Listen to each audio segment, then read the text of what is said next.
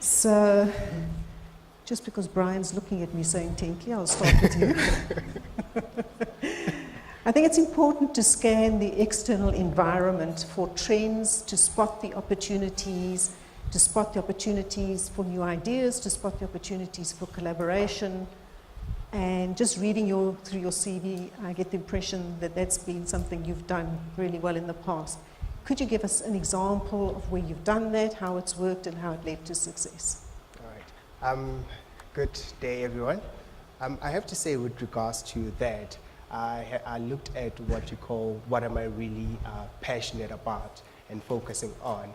And my biggest aim is how do we save South Africa from the bad saving rate that we're in. Because I mean, if you look at South Africa, we are about the worst people to save money in the world. So how do we actually take that and make it part of our main habits and priorities? So I actually look at that idea and actually said, how do we do it in the environment that I'm actually in currently? And then that's when I came up with such ideas of why don't we introduce investments and exchange trading platforms to people that they become more aware of it so that they can actually start engaging in them and actually having a share in something. And it is most important for us to look at the financial sectors because they are the main motivators of money. And if they can actually start now influencing people to actually now start saving, a lot of our problems in the country would be actually solved. So by that, I mean, it actually gave me great opportunity to engage with my brother, the CEO of Nedbank, to actually introduce these ideas on how do we move forward, and they actually put me in the correct team to actually start planning and finding out research on how do we actually develop products that can actually save our economic crisis. And tell me, do you have any tips for the rising stars about this environmental scanning thing? Because we all have 100 emails a day and 10 meetings a day, so it seems this is just a difficult thing to do. How do you do your environmental scanning? Where do you get the information from?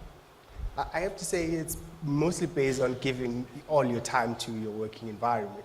I mean, you'd say I'm crazy, but I get into work around 6:30 and I leave around 10 o'clock p.m. because there is so much to do in a day. I mean, it is, because you have a lot of emails, you have a lot of things you need to do, and you still have dreams to catch up on. So I think time is important for you to give in your time into what you do. I mean, like the big saying that say, give yourself to what you love, and what you love will give itself in return to you. But often your networks can help with environmental scanning. So for example, in my previous role, I used some of my networks to help with the environmental scanning. I had done work with a legal company externally on labor relations issues. So the informal deal I had with them was, if you know of any new legislation coming up, could you just drop me a 2-line email saying, you know, these proposed changes to this and this act. And that network helped me to do environmental scanning because they would often know 6 months ahead of the average person on the street about legislative changes. So it's possible to use your network to do that, which I think I'm going to lead on to Nokuthula. Research has shown that the really successful executives use their networks very differently to other people.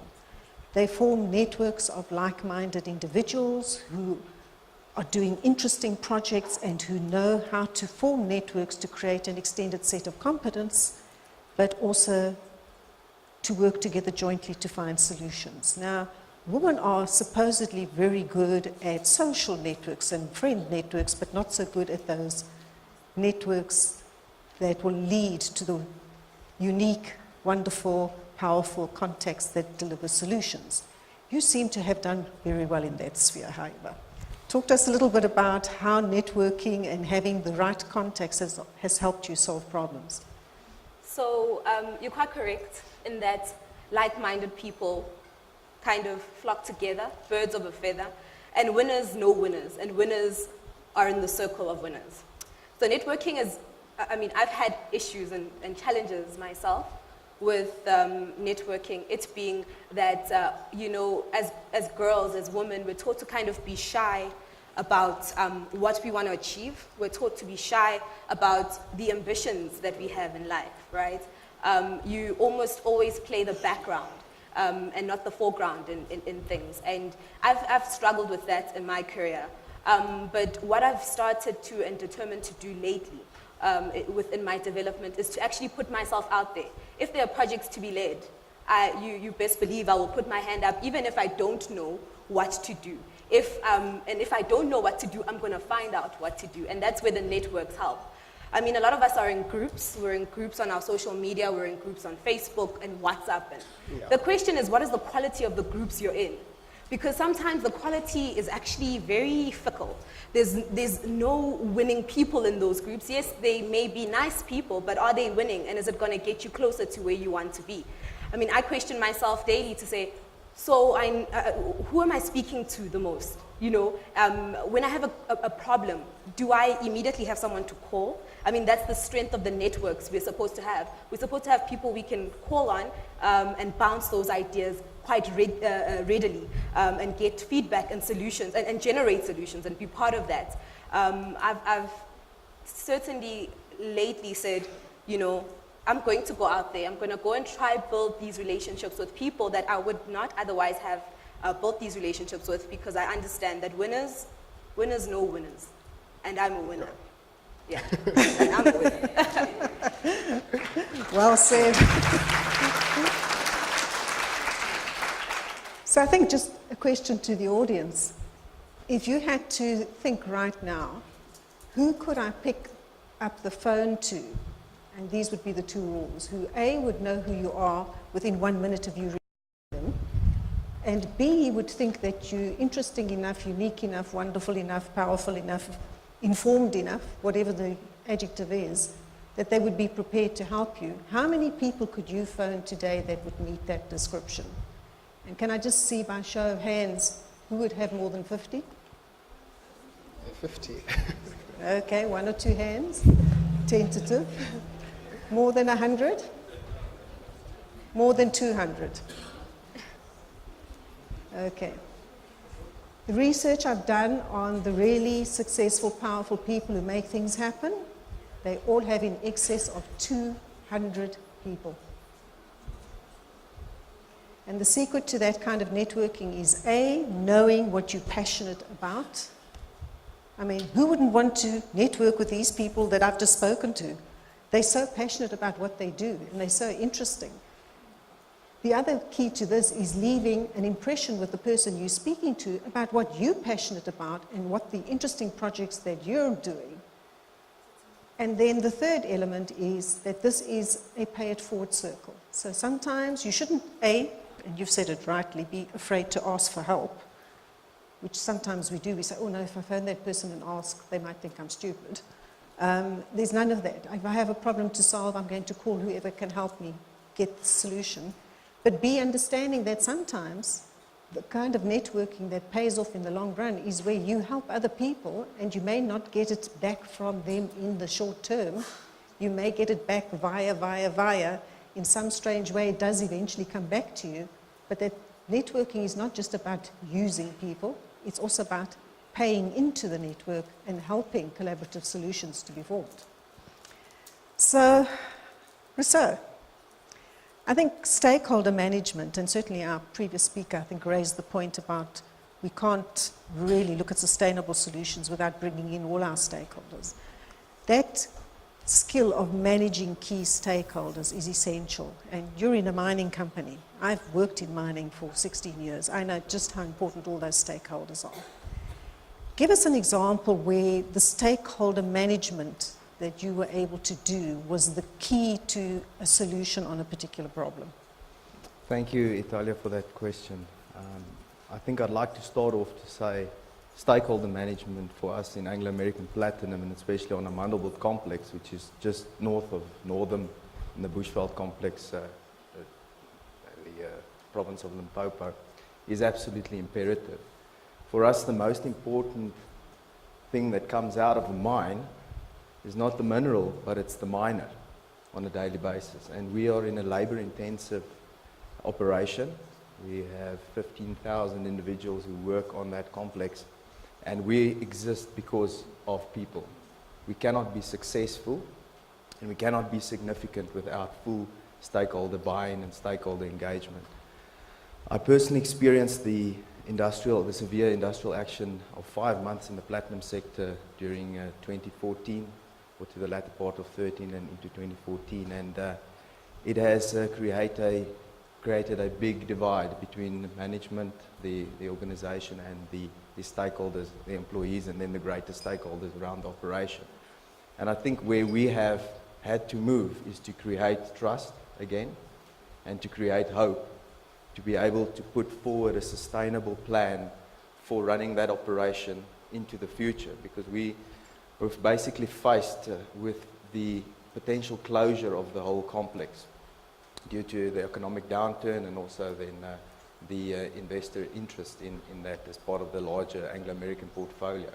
And we had to mobilize the workforce to get behind a solution where we would in fact not scale down, because the plan was to close a portion of the mine in 2017, which affects 3,500 people, and then to follow that up by the closure of a concentrator, which is another 300 people because of the reduction in the mineral that's produced, and then to eventually put another portion of the mine onto care and maintenance in the expectation that the markets would turn at the end of 2019, 2020.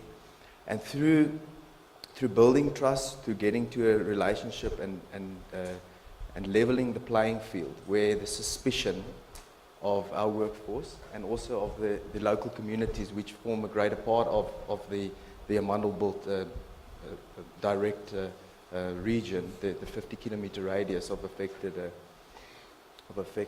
society there, has put us in a position to put a plan forward where we're actually going to build, without massive financial investment, a future for those 3,500 people, keep the concentrator open by some novel and innovative mining solutions on harnessing some of the open cast opportunities to put some more material through the concentrator, keep the concentrator running, and then build a home for the 3,500 people after 2 years from now, and not having to put the other operation onto care and maintenance. So I think that has shown collaboration. We have a sustainable solution on the table where we make use of our local community SMEs and pull them into, from a procurement point of view, through a development and job opportunities to prevent that massive job loss that we were facing. So I think all in all, fantastic result for the company, but greater in the greater whole for the region of Limpopo. No, that's a fantastic story, thank you. I think some of the experiences that I've had, and particularly when we look at scenario planning, etc., is very often what we've come to refer to as the 13th fairy.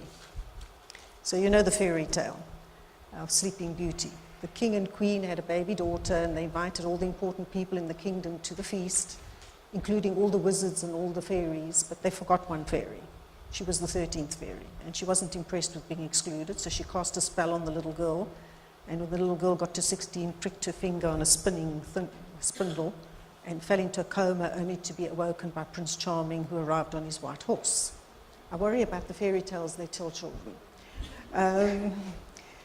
Can you give me an example where there was a 13th fairy that initially you hadn't considered was an influential stakeholder, and later on had to rethink and say, okay, this is a stakeholder we initially ignored that we should have invited maybe to the feast at the beginning?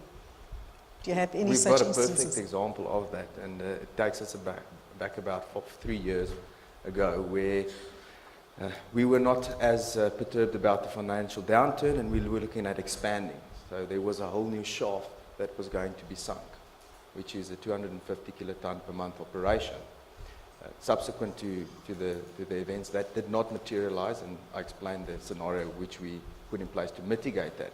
But we were going full steam ahead. We were through the front-end loading projects, the first few phases of the feasibility had been conducted, everything was approved, a go, boards happy, all to be brought to a grinding halt when the local community, who believed that they had a claim to a portion of the mineral right, and we have a social responsibility to scan and understand who are all the aspirant stakeholders, but we potentially underestimated their aspiration and also their claim. And that had led actually into a process of now negotiating actually with a bit of suspicion and a bit of bad faith.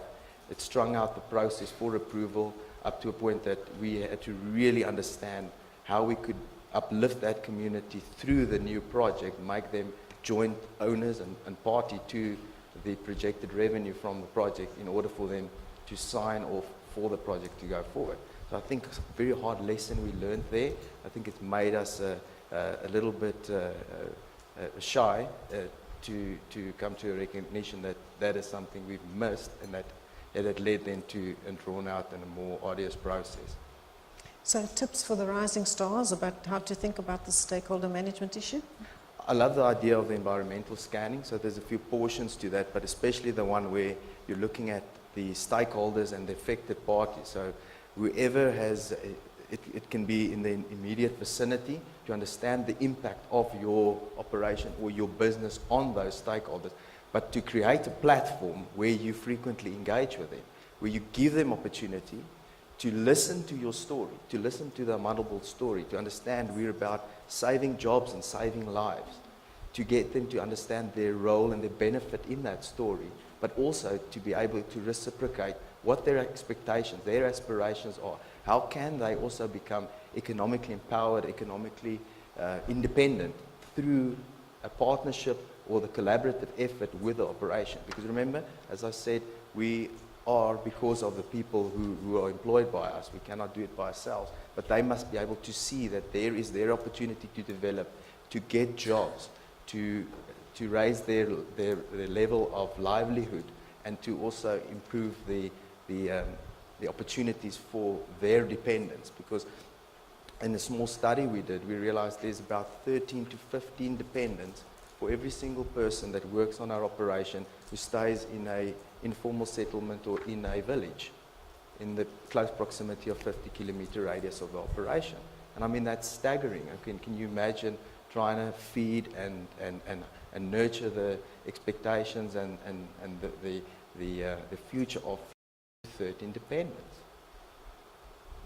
So I think mapping the stakeholders and really having those forums where you share ideas, but you also listen to their concerns, their issues, so that in a sense you can arrive at shared value solutions. Never palm off a stakeholder or an interested party and make it off light, take it lightly.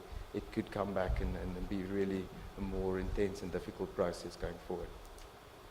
Yeah, which kind of leads me to the concept that I think issues like that end up being almost like black swan events. They're things that when we look backwards, we think, actually now that I analyze it backwards, that it was pretty obvious that that might be an outcome. So if we think of the economic crisis with the Lehman Brothers incentives scandal and the subprime mortgage crisis that we had in the United States, where they were bundling lousy bonds together because the risk on a single bond was low, but if you bundled them all together, the risk was somehow better. In hindsight, one has to look at that and think, were they crazy? What were they smoking? Another example is the crisis in Syria, which then resulted in the rise of ISIS, which resulted in a refugee crisis, which now has Europe in a crisis, and Brexit, which has rapidly become regret. But nonetheless, I think the whole European Union is on the tipping point of actually disintegrating. So what could be the next black swan event? Is it a megavirus that crashes the entire internet? Is it, I don't know, super volcanic eruption? Is it some genetically modified organism that creates a new disease? So I'd like to just ask the panelists, kind of what do you think potential black swan events would be for your industry? And how could the environmental scanning, the networking, the stakeholder management, the looking for collaborative solutions help to identify those early and work on solutions ahead of time? Can you think of any examples in your industry? Maybe not so much in my industry. I'm thinking about my industry as I'm speaking. But I think in the South African context, we've got water. the water crisis. And I think that's something that we're going to see going forward. And I think that's when we as a country would need to look elsewhere to see what can we do in terms of securing the supply of such a necessary natural resource. Internally, within my industry, what we found, and I'm speaking specifically not to oil in general, but to the South African context for the lubricants, is we found that last year with the drought, we found that some of our customers were no longer buying what they would normally buy from us and purchase from us. The question was, what will we do with the excess capacity that we have? What will we do with the excess stock that we've built? Because now your agricultural customers are no longer in need of what you were selling. And I think in terms of the research and development, I think I'm in an organization that is able to research, develop new patents, new ways, and new oils that look into other industries that we hadn't already looked at. And so there's a shift that will come with whatever crisis you're faced with. There's a shift that will come in terms of where you're going to find your next customer, what you're going to do, and listen, having your ear to the ground, listening and being part of conversations that are happening within the industry, internally in the company, but also externally. It helps you to kind of scan what's happening, where's the industry going, and what are we going to do to react in this competitive environment. The global warming is definitely something that is going to change the way we work. And I mean, I've seen that within our context in South Africa. And looking out has helped us to actually say, okay, maybe not so much agriculture, maybe we can go into looking at, transformer oils, looking at different things, that we'll need in terms of the energy mix within South Africa, yeah. I'm from the gold mining sector, and a large percentage of gold is actually used to back currency. So a black swan event could be, they no longer need gold to back currency. But we've plotted black swan events. It could be a water crisis, it could be an energy crisis, it could be a variety of different things, severe climatic changes, because we have open cast mines, and if that mine's flooding, you're not going to be able to operate them. So all of those could be black swan events. Brian, you're nodding. You have obviously some examples from your company or from your own experience. Yeah, because I have to say, currently, I think we are facing a big crisis. I have to go back again to the financial crisis. It's a very sensitive topic because you won't find people talking about how do we actually get out of debt, how do we actually become more financially literate, I mean, if you read the books like Rich Dad, Poor Dad, you actually find out more that it actually starts from a very young age to understand between your liabilities and assets. And most of the time, we tend to misunderstand what liabilities are and what assets are.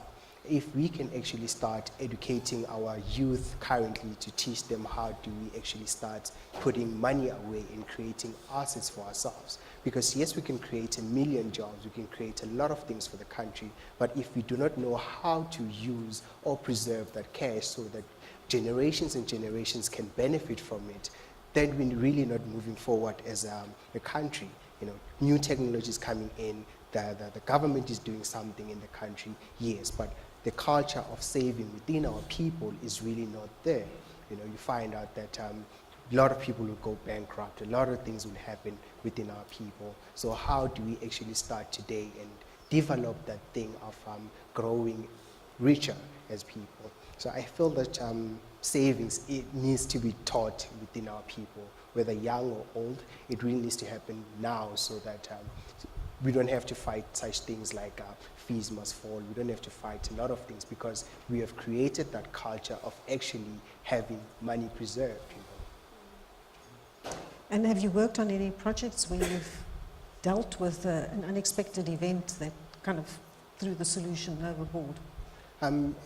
When you're very young, it's very difficult to get and speak to people in very high positions because actually for people to listen to you, because they're looking at what have you accomplished, what have you done to get their attention. So when you actually, I think the Rising Star did help to push push me closer to some people in the organization, because they start realizing that, okay, there is some potential there. Let us listen to what he has to offer. So I have to say I've been engaged with some people talking about this idea, but also, you know, it's a business, you know, it's there to make profit, and we have to understand what ways to put in place so that we do move forward to developing such tools to help people.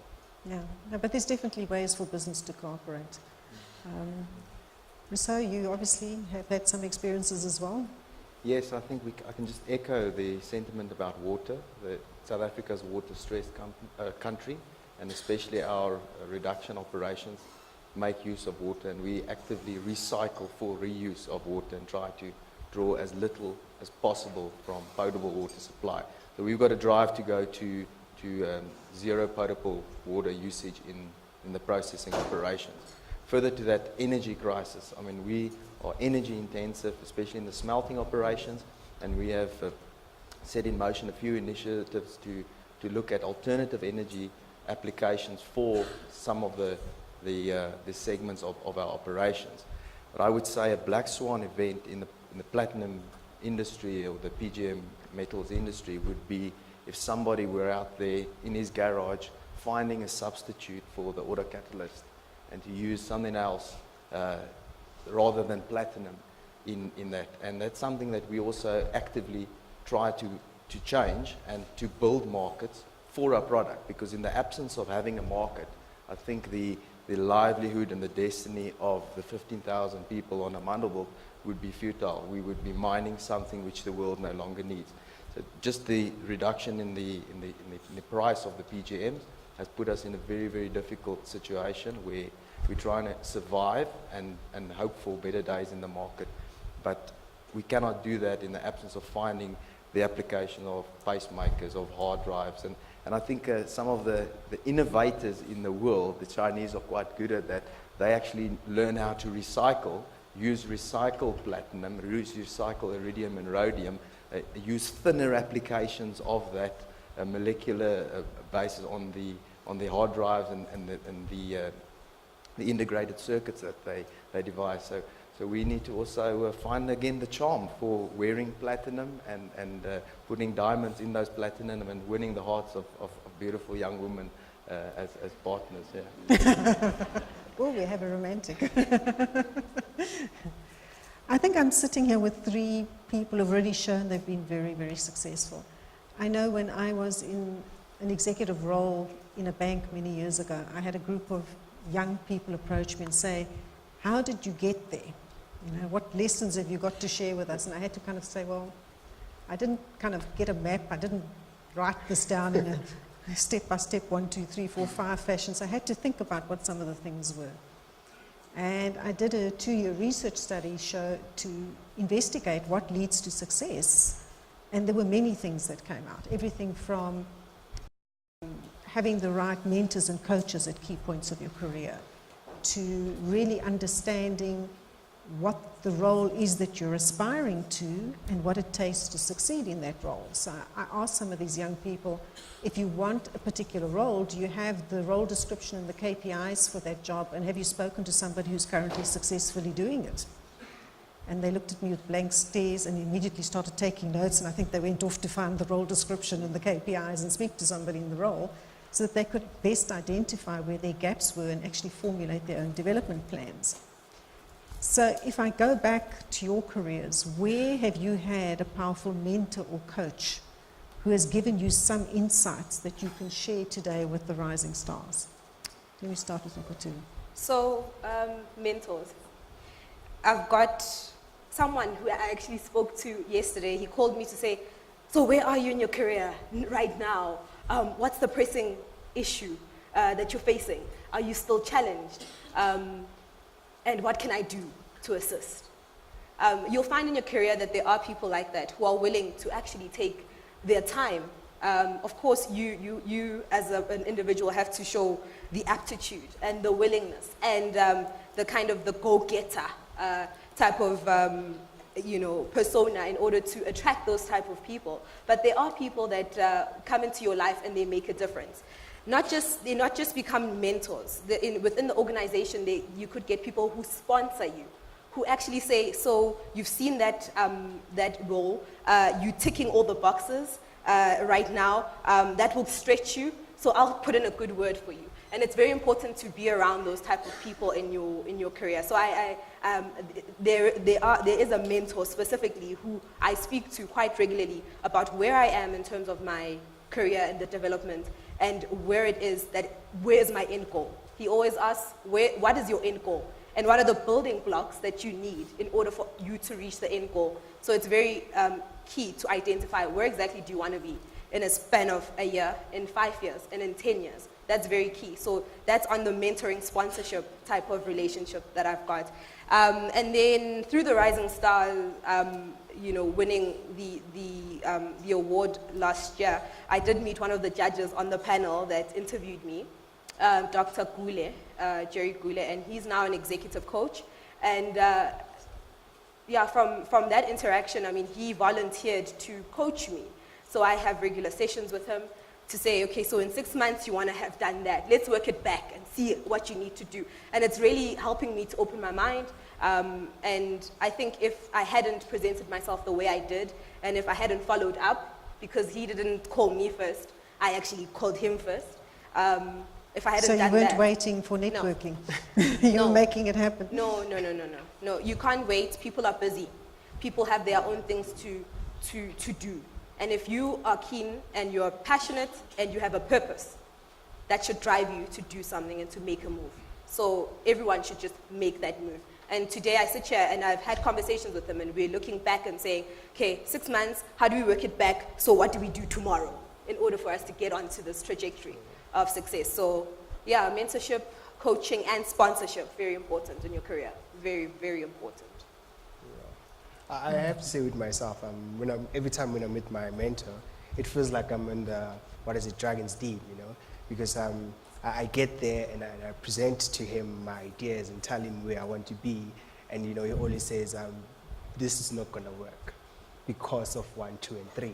And because of that, they help you see further than where you are, help you see 6 months down the line, 10 years down the line, how is it going to work? And one of the most important things that I've been exposed to is that it is really not about the money. Money does come, money does go, but really understand what you're actually doing, and do it because you really love it. Because when the money is not there, what are you going to do? Are you going to stop it and find where there's money and pursue that? So I think it's very important to find what we love to do. Find where your passion lies, because that's really important, because whether the ups and downs do come your way, you know that your passion lies somewhere with you, because we live in a world that's very much changing fast, you find that today, whatever you're studying today might not be relevant in 10 years' time or 5 years' time to say, because things are constantly changing. But if you have a passion for something, whatever changes do come, you will actually adapt to them and actually focus on them. So I have to say, being exposed to a mentor, it's a very good platform, because you need somebody greater than you for you to become better as a person. Clearly. Rousseau? I cannot emphasize the importance of mentorship relationships enough. I've had numerous mentors throughout my career, and to those of you who are starting out with your careers, you will have mentors, and you will then move on to different mentors. So one of the mentors in particular, in a mentoring relationship, it's about the how. So typically somebody who's also in your field, when you come to a brutal and an honest realization that you do not know everything, contrary to what happens when you leave varsity, and you would like to have some advice, and you're big enough to acknowledge that. The mentoring relationship that I had has helped me shape my career. And the one gentleman who had a profound impact, he actually changed me, or steered my career away from becoming a specialist, because I was well on the way being a specialist, into going back to the drawing board, getting on the blue overall in the operation, understanding what the physical work is that needs to take place, and then that was the kickoff for my career as a generalist. It's a very important, and a lot of thanks and praise to that gentleman. But what I've recently done is I've moved into a coaching relationship where myself, I am in a transition and a type of a journey. The success part, I think I'm very blessed and God has been good to me in advancing my career and giving me success or leading to success. But it's now about making others successful. So I'm on a journey to significance, and I need to understand, and I need somebody as a sounding board to bounce off my thinking and my ideas to be sure that it is selfless and that it is not for me, but it is for the greater good and adding value to others. So I've recently just started off with that relationship, and I'm very excited that something which is a spin-off from the Rising Stars program. So all kudos to the opportunity I've been given to participate, and that this opportunity has opened up, and I can start this relationship in a coaching and a coaching capacity, or being coached and being assisted on this journey to transformation. Fantastic. Just a show of hands from the audience. Who has had or currently has a coach or a mentor that has assisted them? Okay, quite a few, but I do see some hands down. I think the question would be, what are you waiting for? Are you waiting for HR, and I'm ex-HR? Are you waiting for HR to assign that person to you?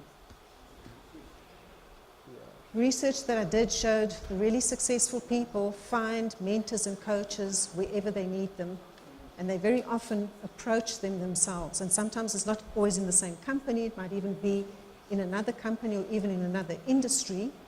They approach them, and again, a couple of rules: be realistic about how much time busy, powerful people can give you, because that might only be 4 meetings in a year.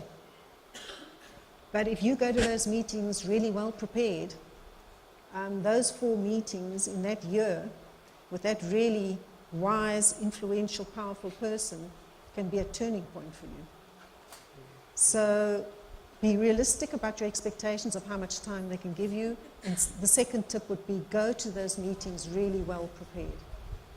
Have an idea, even if you don't have one job in mind for 5 years' time, and maybe it's 2 or 3 options, but at least some idea of where you're heading. Have done a little bit of your homework ahead of time about, how can this mentor or coach help me? What do I need to progress? And go with that discussion in mind so that you can leave there with a set of action plans that you then act on, much as we've heard here. Can I add something to that? I think a lot of the time we like to formalize these relationships, but there's also a place for on-the-spot coaching. And on the spot. I mean, in this room, we're sitting with a variety of people, variety of talent. We're sitting with people who are leaders, people who are business owners, people who maybe if you were coming here and you prepared yourself, you would know that, like I did, that Dr. Mamiki was going to be the person who is directing the program. When I saw her, I approached her quickly because I knew I needed to ask her, because I understood where she was coming from, what organization she's part of, and what she had done. I'd done my prior research, and I knew that I needed to speak to her for that on the spot coaching. I might not necessarily take a relationship and take it further. That was not the intention of me approaching you, but it was more to ask my 2 questions. And I got a lot. I gleaned a lot from just those 10 minutes with her. So it's important for us to know, when we're going to functions like these, when we're going to work, who am I going to meet? What are the questions that I have for them? What can I add to them? And what can we discuss, in order for you to have like success, Yeah, impact and influence. Yeah. But I think Brian mentioned an interesting point, and it was taken up later by Rousseau, about how do we help those coming up behind us.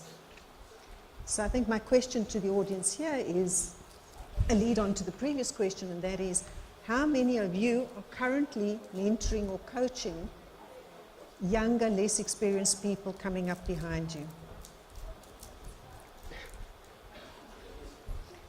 Quite a number of hands, I'm very pleased to see that, but also a number of hands not up.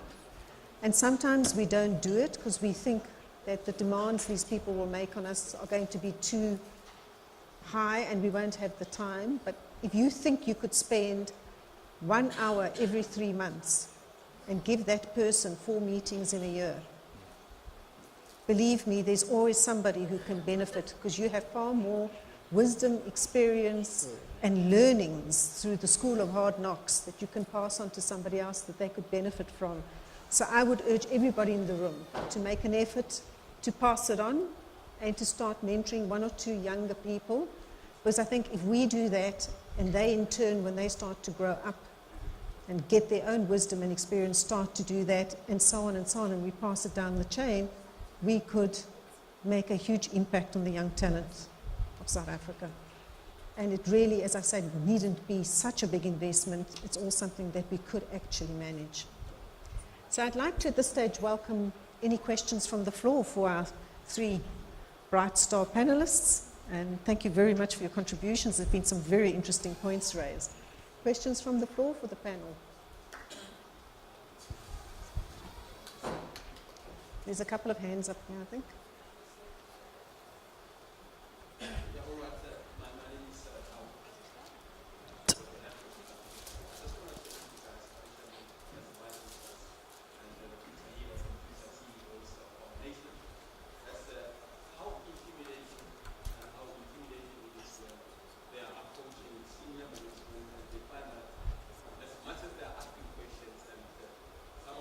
They are very threatening. Thanks, boss.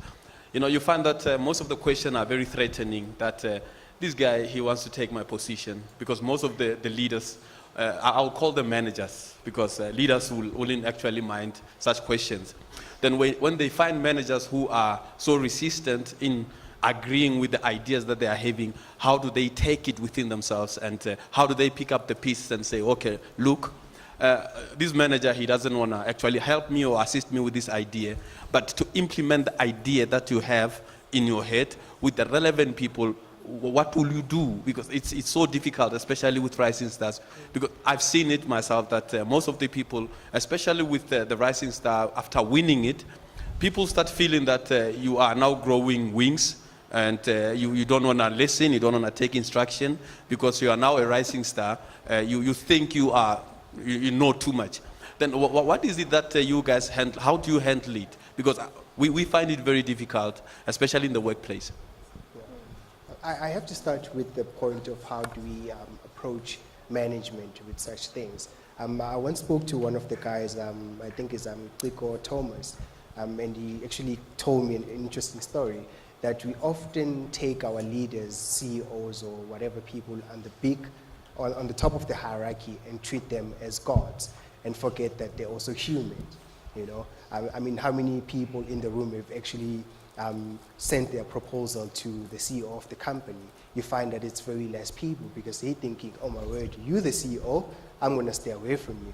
I'm just going to focus on the manager here, and managers at times will not have time to actually look at the idea, because they're also so much focused on the admin of their work. So I have to say with that, you know, it takes the courage for you to say, I have a great idea, I'm believing in this idea, how do I then take it forward? Do I go straight up and hit it to the people on top? Because that's what I've done. I took my idea and hit it to the CEO, which referred me to the relevant people, and those relevant people assigned team to actually help me move forward with the idea. Also, again, with getting the title of being a rising star. Trust me, I feel it's very difficult, because now you have to deal with a lot of expectations, you know. As a person, I might not live up to my expectation, because you're a rising star, you must live up to my expectation and also the expectations of other people. So it's a lot of pressure, but I have to say at times you need to really focus. You know, I can come up to you and tell you whatever I need to tell you, but at the end of the day, what do you want and what are you really focusing on? Because that moves you from one point to the next point. And do listen to other people, because what do we say? Sandla as is gazy or something like that. But you know, we really have to work together as people. Look, I think the world is changing, and you potentially, Tabu, might still have a boss there and not a leader. And that's something you have to be courageous, and you need to continue with your firm belief in what you think is right and what's the direction you want to take in with your team. And then it's through garnering support from outside that direct line of report. and working through that manager or managing up through that manager of yours, because he's not he will disclose himself in the process. Many of the companies that I'm aware of has gone through extensive cultural transformation. And this is part of harnessing the talent, nurturing the talent, making others successful, contributing towards others' success, which evidently this boss, he hasn't come to that realization yet. So through time, he's going to be finding himself successful in alternative places, but not in your line of report. I'm confident about that. Nokuthula, any ideas? I really, because, I mean, I knock on the door of the chairman's office. I go there and I speak to his, and I'm like, I'm at your mercy, PA. I need to have 5 minutes. Yeah. And I do that. Because, look, the worst that can happen is that they can say no. True. No. And then, you know, I pick myself up. But I knock. If they said there's a hustler, I hustle. You know, I knock on those doors and I ask those questions. And I'm not, you know, I fear. I think, as you said, the fear. We must, they are human as well. And if you've got your numbers backing you, if you've got your idea, the passion of your idea and your numbers backing you, I think you have a chance. I think I can just add one final point, and then we've got another question in front here. And that is that when I was mentoring someone who was dealing with a very difficult situation, he had joined a new company and he couldn't get his ideas across. I said, who's your biggest opponent? And he said, oh, the head of operations. I said, well, what is the biggest problem the head of operations is dealing with? And how could you help him solve that problem? And he thought about it for a while and then approached the head of operations and said, I see you having a problem with A, B, C, and maybe I can do this for you that would help with your problem. And 6 months down the line, the head of operations is his biggest champion. Morning. My name is Penny Muche from Transnet Freight Rail. I think one of the learnings for me, the biggest learnings as a rising star, is the fact that you got to take it upon yourself that once you have been recognized as that rising star, the responsibility now lies with you to live up to the expectations. And for me, you've touched on a very passionate topic of mine of mentorship. How do you then give back to the community what others have given to you? And I find that one of the biggest challenges is that as we move up along the hierarchy, it might not necessarily mean that we are leaders, we're just moving functionally up. But if you're a true leader, how do you then make yourself accessible to the ones that are following behind you?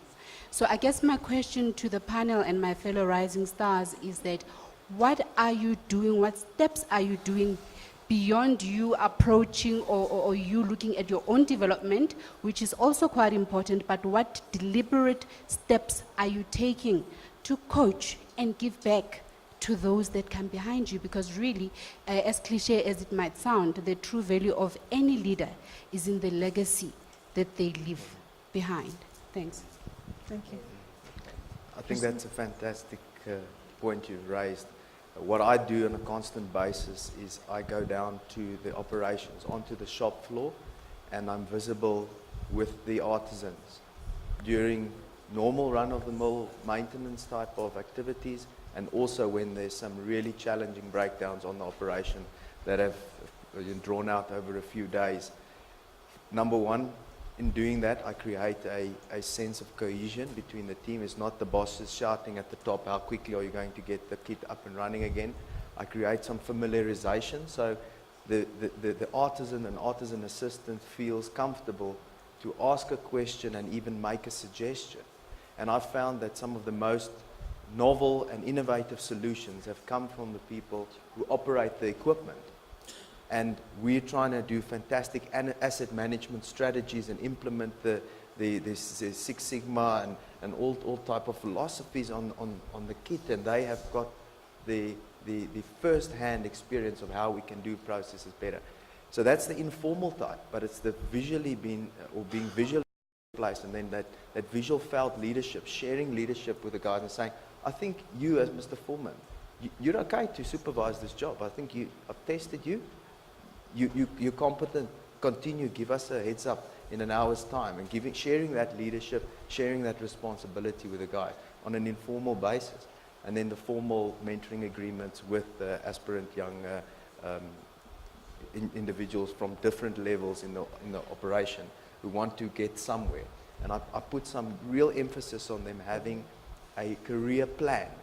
So that even if it's like an Excel sheet, it doesn't have to be a Microsoft project plan, but they should have a clear direction of a few avenues they want to explore and where they want to be in 5 years, 10 years, 15, 20, end of career. And I myself have learned that from an early start in the career. That was where I was influenced by a mentor to put that in place. And I must say, I didn't expect to be where I am. I would have been in a different place according to the plan 10 years ago. But that's okay, that plan changes, but you have clear direction of where you want to go. So I emphasize that when we have formal mentoring sessions. I have to say on my side, I've been so focused on what I'm doing that I didn't even get an opportunity to be creating a legacy or mentoring someone. But I guess being here today is the first stepping stone to actually say, okay, I'm available to actually assist some of the grad stars to teach them and share knowledge, because I think that's the most important part for me now, to share the knowledge so that we can create that team where we grow together as people. So this is the first stepping stone for me to start that mentorship. And for me, I've got some graduates in our team I've got a meeting with one of them in the week, and she wants to know how to tackle a job interview, for the next role. And I do that very often. So I do take on the grads at work to coach them and mentor them. Outside of work, I do coach people who've got ideas to do. They're at point A and they want to go to point B. And just from me being coached, I'm able then to also apply those things that I've seen are impactful to those people outside of work. And I've also started speaking to younger people.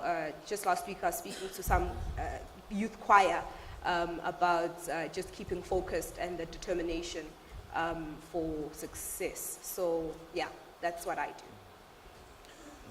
Excellent. May I say one just very quick comment, and I think it resonated very well, which was said earlier, is you need to do the work up front and in lieu of getting the success or the significance. And if I can share this one thing with the young upstarts or the grads, is you get experience through years, and the old traditional way is you stay 15 years in a job and you become the fundi in that job and everybody knows that's the eister, you go to him, he will sort you out.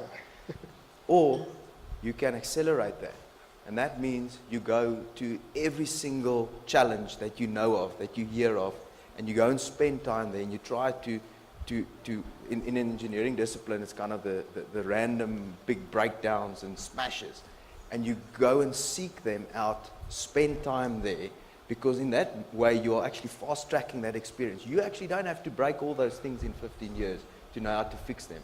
You could get that, you could glean from the guys who have already accomplished that in a short space of time. So a very valuable point if you'd like to take it with you and make it your own. I think in the interest of time, we've probably run short, but I just want to thank the panelists for giving up their valuable time to contribute ideas. And you've heard the offer. They're available, so you can grab them at lunchtime. And I repeat my urging of earlier, and that is, if everybody in this audience can start thinking, how do they pay it forward a little bit and start to help young aspiring people coming up behind them, then I think, in a way, in that passing it forward, we can all play a role in growing South Africa. Thank you so much for your attention. Thank you.